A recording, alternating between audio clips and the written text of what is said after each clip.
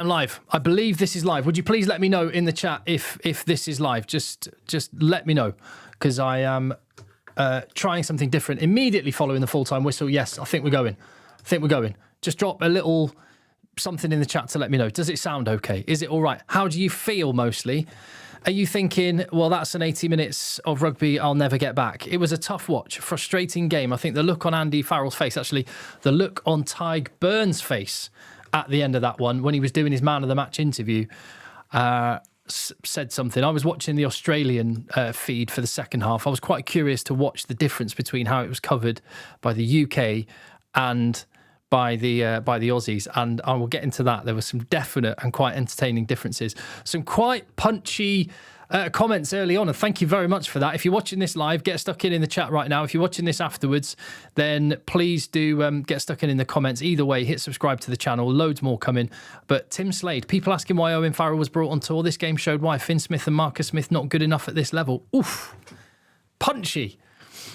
I mean, I don't think Owen Farrell's been brought in as a starting 10, but possibly as someone who could operate on the bench. But that's one of many talking points in this one. I don't know. There's a lot of people, I think, are sliding down the pecking order. There's some people that enhance their thoughts, and that's one of the questions I want to ask. Who's going up in your stocks and who's going down? I'll go through the team and my gut feelings on this. As I say, this is immediately following the match. So we'll see. Tars kept it close on this one. Ched, they certainly did. And that's do you know what? That's the right place to start. There will be a lot of post-mortems and dissections over where the Lions are at, what this game means, what the combinations will happen. But the Tars came to play, and unlike the Reds and the Force, the Waratahs managed to dig properly deep. They showed a lot of spirit in that second half, because the pattern, it was continuing the pattern of previous games before, wasn't it? A really, really strong first half from the home side, and then they just fell away. And the Waratahs really dug deep in that second half. I thought Gamble was absolutely immense. But yeah. Thank you very much for your donation and your question. Monocular Fogey, when will Sexton be used as a medical joker? Well, Sexton's got his Bezzy mate in. I reckon Sexton was probably even more influential in Owen Farrell being on tour than Andy Farrell was in Owen Farrell being on tour. Johnny Sexton said months ago, who would you pick as your starting 10? And he said without hesitation, even when Owen Farrell was injured, I'd pick Owen Farrell. So Sexton and Farrell, absolutely love him. By the way, how lovely was that moment when the camera went on to Farrell? He's in Australia, he's in his Lions stash, and Will Stewart sat behind him going, boo. Obviously, they're very aware of the reaction that Owen Farrell has got. Owen Farrell is very aware of it. It was nice to see him smiling. We'll save that for another day. Scott Cummings and James Ryan showed their worth with bruising hits. Ben Earl, also excellent. Thank you very much, eh? Mitchell had a good 15 minutes. Yeah, he basically got the man of the match, Kim. Thank you for your comment. Off the back of a good 15 minutes in the second half. Come on. Give the man of the match to a Waratahs player. I thought Gamble was the best player on the park. He was huge. Yes, right. So I watched let me talk about this. I am going to have to bring up the refereeing and the TMO. There's been a bit of a theme today with the New Zealand-France game and this. I don't like focusing too much on the ref, but the test matches are around the corner. I don't want the test matches to be ruined. You want it to be a fair fight. I watched the first half with UK comms and punditry. I watched the second half with Aussie comms and punditry. Sean Maloney. Love his voice, by the way. But it's funny, the different interpretations. Perfect example, the Derby Lancaster try. Sam Warburton, the try should have been disallowed for an illegal clear-out. The Aussies said in commentary about the TMO, mate, you need to check all the angles before you start wasting our time, mate. So very, very different thoughts from two different camps. I'm actually on the perspective where I think the TMO is having too much influence in games at the minute. I don't know what the right outcome here is, because on the one hand, I'm thinking, I want the right decisions. I want the best team to win. I want good play to be credited. You want tries that aren't tries to be disallowed. But do you want this level of intervention from the TMOs? You can't have both. You can't have every decision correct and have the TMOs not interfering with the flow of games. So I would go back a little bit from where we are now. But what I would do, here's what I would do. I would leave it to the referee and his 2 assistants on the field. If they're not sure or they want to check something, they can ask the TMO and bring him in. But what you also add in is a captain's challenge. So the 2 leaders on the field for each team, they can influence whether the TMO gets involved. Then you've got 5 people on the field, and maybe there's a limit, like tennis challenges, there's a limit.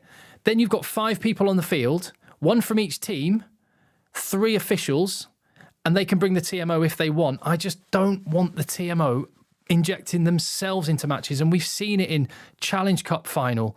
I mean, Mike Adamson's one of the worst. He's done it a load of times. When Ben Whitehouse is the TMO, you just start going, "Oh my God, what's gonna this?" And it's getting like that. It's getting to the point with football, like football, you stop celebrating tries because you're thinking, "Hold on, better just wait a few minutes till they've had a good old look at it." And we saw that again today. So, Pluto Pulp says, and this is a fair point. The ref did miss a fair bit, though. Yes. But this is kind of what I mean. I can deal with a referee missing stuff, but with the little safety net, rather than having the TMO going, "Oh, you might want to look at this, you might want to look at this, what about this, what about this?" I would then have the captain being able to say, "Sir, I thought, for example, Fergus Lee Warner, I thought that was an illegal clear out on Mac Hansen before the Derby Lancaster try. Could you please check it?" And then the ref goes up. And if the ref agrees, fair enough. You were right. You've got another challenge. If he disagrees, that's one of your challenges used up. That would be the best of both worlds. Kim Hudson, in hockey, captains are allowed to ask for 1 video check a match, and if they win, they keep it. Yeah, exactly what I just said. There you go. Bang on. Here we go. That's not talking about the actual match. Let's talk about, firstly, pre-game. Did your WhatsApp just go off? I mean, I am English and I'm in a WhatsApp group with a bunch of other Englishmen in my various rugby groups. "No Pollock, no party" was the comment that I saw first on it this morning. Henry Pollock did not start. And there was a lot of speculation in my WhatsApp groups about what happened. In fact, the comment was, "What happened to our boy?" And one speculation was he pulled his calf running away from the husbands of the Aussie Sheilas. No, he's being rested for the tests. Whatever the case, it meant Scott Cummings came in and was excellent. Having been criticised, maybe over-criticised when he, with some of the restarts and stuff in previous games, he was brilliant. Tyg Byrne moved to 6. Not great. What an incredible honour for him to captain the British and Irish Lions. And if you're picking on reputation and pedigree, Tyg Byrne is in every time, hands down. If you're picking on merit, he's not been good on tour. And that 6th position is starting to become a little bit of an issue. And the fact that you've got players of the calibre of Tom Curry and Tyg Byrne not playing to their usual high standards and flipping between playing 2 sevens, sometimes 3 sevens in a back row, and then playing with a specialist blindside or a second row that's moved to blindside. It says to me that it might be more of a system thing and a coaching thing than a personnel thing, because to see Tyg Byrne and Tom Curry, 2 of the best players in the Six Nations and through the autumn last year, incredible form coming into this, not looking great. That says to me it's a little bit of a concern. But let's talk about a positive. And to your comment, Steve Orban, Genge, Shee and Furlong surely have to start the test. Well, the front row today, starting and bench, dominant. And scrum has been an issue, and they absolutely bossed it. Schoeman went to town on Taniela Tupou, who did not have a good day at the office. And then when Genge and Furlong came on, they were solid as well. And I thought Luke Cowan-Dickey did really well, scrummaging, line out. So he's putting pressure on Ronan Kelleher. And I think as the tests get closer, the style of play is going to get tighter. And I think at times we saw the Lions blueprint in that second half. Scrum pen, kick to the corner, line out drive, pressure on. And that is test match rugby. And maybe the Lions have been guilty of being a little bit too loose, or maybe that's by design because they don't want to show their cards to the Aussies and Joe Schmidt, who's a pretty shrewd customer. So, Amy Fallon, set piece was far more dominant. And on the subject of blindside flanker, Jack Morgan. Last Welshman on tour. Interesting that Sky Sports upped the ratio of Welshmen with Dan Biggar and Sam Warburton in comms. So there's double the number of Welshmen in commentary today than there is on the tour. But Jack Morgan doing his bit for his country. Right, look, I'm just take a very brief moment here. Please get your thoughts in on the chat, and I'll be having a look through it so I can come back with some thoughts in a second. I'm very, very picky about who I work with on this channel. You'll notice other places chuck loads and loads of sponsors at you. I don't do that. I don't do that. I believe in this one. I think it's really important. I want to break a bit of a taboo in doing so. And yeah, have a look at this.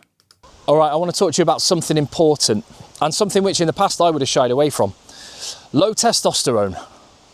So I've recently lost about 7 kilos, which is good. I've got more to go and I will. But the thing is, I was spending so long, months, getting pissed off, frankly, that I was not getting the results. I was working hard, lifting weights, eating, watching what I ate. And then a mate of mine said, it might be low testosterone, Tim. And that conversation brings me here with you right now. So if you're feeling, I don't know, just not quite yourself, low mood, low energy, inexplicably gaining or not able to lose weight, it might be low testosterone. And like I say, I would have shied away from this in the past because, you know, I play rugby, I still play rugby, I lift weights. This isn't going to be something that affects me. But the reality is, this is something which affects all men. Testosterone levels naturally start to decrease from the age of about 35. Can even happen from the age of 25. It's an issue that affects around 1 in 4 men. And 90% of the men in the UK with low testosterone remain undiagnosed. Manual is a leading UK men's healthcare company and low testosterone clinic, and their expertise and doctors can help get you back to your best. So I took Manual's at-home blood test. It's dead easy. Just a simple finger pin prick test, which you do at home, send off in the post back to the lab, and within a few days you get your results. And mine came back suboptimal. So my testosterone levels had dropped. To the extent that I am now exploring Manual's testosterone replacement therapy service, which starts with a comprehensive diagnosis, expert advice, and it can lead, if it's needed, to a bespoke treatment plan, which could be medication, lifestyle advice, or supplements. Now, I'm at the very start of this journey, and it's one that I'd like to share with you on the channel. But more importantly, if some of those symptoms are ringing true with you, and what happened with me is something which sounds familiar, then I want you to be able to find out the facts for yourself. So to help, I've got a code that you can use, Chasers45, that's Chasers45 for 45% off your at-home blood test. I will link the code and the link in the description, and I'll pin it in the comments as well so you don't miss out, and I'll check in with you on this another time. And yeah, there we go. As I say, I'm very, very picky about who I work with. I believe in that, what they're up to, and it would have been an embarrassing thing for me to talk about in the past. But you know what? Be brave, eh? So happy to have the conversation, happy to own up to it. Suboptimal, that's where I'm at. We'll see where it is in the future. Hopefully it's a story that you can follow on the channel, but we're following the rugby story right now, and I've just been catching up with some of the chat. And it is really interesting, the difference of opinion in where this leaves test selection. And a lot of people speculating that maybe some of the combinations were being kept for the next game, which could be as close as we get to a test team. I did say in the build-up to this one, it did feel a little bit like a midweek team in a lot of cases. We saw Hugh Pilotu together for the first time, the first country partnership after doing the different combinations, and it did show, didn't it? Sione Tuipulotu and Jones have got that sort of telepathic understanding, the look out the back, no look pass for Tuipulotu to Jones on the hard line. Beautiful for that first try. The distribution, soft hands of Tuipulotu, the lovely angles and running of Jones, and he showed that for his second try as well with a brilliant bit of footwork close to the line. So now over to Aki and Ringrose, and it's a straight shootout there. But I do think with Pollock going out and with Van der Merwe coming in, I do think that says to me Farrell wanted to keep back Freeman and Lowe. And I think those are the two, look like the two test wingers. Hansen's been really busy, good on tour. Didn't think he had his best game, but he's really good. It wasn't the Lions' best performance, but I think it's Freeman and Lowe on the wings. Fullback, Keenan and Kinghorn. I think Keenan's going to end up being a little bit disappointed. He'll get another go and he'll be better.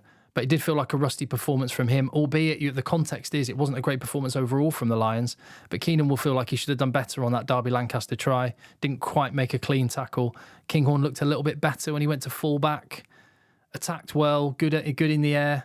So I think if I were picking a back three at the minute, it is probably Kinghorn over Keenan, but Keenan will get another go. But I think we might see something approaching a test starting team in the next game, which would at the minute in the back line be Jameson Gibson-Park, Finn Russell. Then take one of your picks of any of the four centres. That is the toughest area to call, along with the sixth position, and then Freeman, Lowe, Kinghorn. And I think that would mean Keenan is out of the 23 if Kinghorn starts at 15. I think it would be the other way around. Keenan to start 15 and Kinghorn 23 on the bench. It's fascinating. Really, really interesting. Yeah. So I'll tell you what, I'll go through the team very quickly. Schoeman, stocks went up. He was third choice and he did really well, although Genge was great coming off the bench again. So still a bun fight there. You have got Luke Cowan-Dickie. Scrummaging was good, carrying was good, lineouts were good. Him and Kelleher in a straight shootout. Maybe Luke Cowan-Dickie's taken a step forward with that performance. By the way, did I mention the score at any point? If you're just joining me and you want to know, 21-10 it finished for the Lions. Sorry about that. I'm trying to do this live, just trying something different. Finley Bealham, Test 23 contender still. He has been so good, and his cornrows were on point. Cummings was ace. Fair play. That was a big performance. Coming in, late dropout for Henry Pollock. Scott Cummings was brilliant. And yeah, you'd have to say if there's a spot on the bench, Ollie Chesham wasn't brilliant in the last game. He'll get another chance. He covers the back row as well. Could even end up being 6. James Ryan was solid as well. Tyg Byrne, just not. The breakdown's a funny one, and it's a bit of a worry. Gamble was getting loads of, and it's the same for Van der Fleer. Gamble and the Tars in general got the better of the Lions at the breakdown, and we've seen this in a couple of games now. We saw it against Argentina, saw it against the Force. It was better last time out, but now we've seen it against the Tars. It's a tough one. Is it adjusting to the Southern Hemisphere refs? Is it the combinations? I don't know. Ben Earl, I thought, had a good game, really explosive. There's a couple of times when he did the hard bit and made a brilliant break, and then could have linked and kept hold, and opportunities were gone. So if we're being really picky, should have probably done better with some of the opportunities he did create. And then into the back line, Alex Mitchell, really good, particularly in the second half. Great 15 minutes. Probably wrapped up his test bench spot with Ben White only getting a few minutes. That says to me that he's very much third choice and not going to challenge for the test team at this point. Finn Smith, defence was good. Didn't really get the attack flowing. I don't think he's a test starter. The fact, it's going to be unpopular if it happens, but the fact Owen Farrell can play 10, hasn't played for 9 weeks, hasn't played international rugby for 2 years, but the fact he can play 10 and can play at 12, and Marcus Smith was okay without being spectacular off the bench, Farrell could be in that number 22 shirt. He really and truly could. Kinghorn. Yeah, decent performance. Good in the air. Kicked quite well. Looked better when he went to 15. His distribution was nice. Solid case for Hewitt Pelotu in the centres. They were both really good. Over to Aki and Ringrose. I still think Hewitt Pelotu, Ringrose might be the best 2 players, but whether they're the best combination, that is different. Hansen, loads and loads of effort, and has been really good on tour overall. I put him just below Tommy Freeman, but we'll see about the next game. Keenan, rusty. Unfortunate for him. He will get another go. Sheehan, Genge, Furlong, looks like a test starting front row. They were great off the bench. McCarthy, Morgan, solid, loads and loads of work. Ben White, third choice scrum half. Marcus Smith and Duan van der Merwe, midweek players. The Reader 666, what a point. There was an Elliot Daly shaped hole in that game. It's a really solid point. This British and Irish team are lucky they're playing Australia this cycle. It's all about the test matches. It's all about the test matches. And these games, in some respects, are unrealistic. Partly because some of the entries to the Waratahs 22, the Lions won't get in a test match because it'll be tighter. And also the temptation there is to play more when actually test match rugby is about doing the real basics really well. Scrum line out was good today, and that will bode well for the Lions come a test series. It will have a massive impact on the game. The big question marks, it's back row. I don't know which way the back row is going to go. I'm more confused now than I have been at any point on the tour so far. And yeah, no turnovers again. Yeah. Right. Thank you very much. I've tried this out. Right, as we've got a little bit of time at the end, I'm going to be going to Australia on the 17th of July. I won't be at the first test, but I'll be in a pub with a load of Aussies during the first test, travelling with a charity team that are going out there, and I'll be at the second and the third test. But I wanted to... I didn't want to... There's loads of people over there. There's tons of media and journalists and stuff. And I just thought, you know what? The whole point of this channel, one of the reasons this channel grew fast during the Rugby World Cup was because I was in a camper van and I was in amongst the fans and I was outside the grounds chatting kind of like a fan with fans. And I wanted to make sure I captured that. I've never been on a Lions tour before. Absolutely buzzing. And I want to capture the fans' experience. So I'm going to be kind of embedded within a touring team that are going out there to play a few games in Australia. And so, I mean, I don't know what's going to happen. I'm probably going to be part of their kangaroo courts and all sorts of shenanigans, but hopefully it will reveal what it's like to be a Lions fan on tour. And I'll be actually on a rugby tour. So I'm even going to be playing. So you might see some of that as well. Thank you very much for watching. Please help me spread the channel, hit subscribe, give the video a thumbs up, and keep your comments going.